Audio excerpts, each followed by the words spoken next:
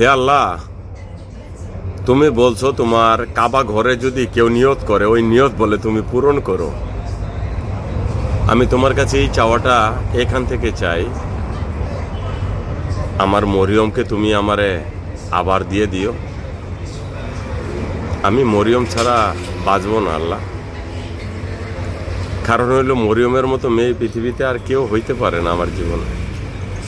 আমি যত পরিমাণ মেয়ে দেখছি মাওলা, আমার স্ত্রী মরিয়মের মতো মেয়ে নাই যে স্বামীর জন্য জীবন বাজি লাগাই দিতে পারে। স্বামীর জন্যে জীবন বাজি লাগাই দিতে পারে কারণ হলো এই মরিয়ম যদি অন্যায় করে থাকে তুমি দেখেছ। আমি একজন তার হাজব্যান্ড, যদি এই পারে শত হলেও আর দেখা হবে না মনে হয়, কিন্তু পরকালে দেখা হবে ঠিকই। আমি শুধু মরিয়মকেই চাই, আর কাউকে চাই না। যা দেখেছি আমার লাইফে সব ফলস, যারা আমার জীবনটাই কেড়ে নিয়েছে। আমি শুধু মরিয়মকে চাই, আর কাউকে চাই না মাওলা। আর কাউকে আমার জীবনে চাই না, কোনো মেয়েকে চাই না, শুধু একমাত্র মরিয়ম।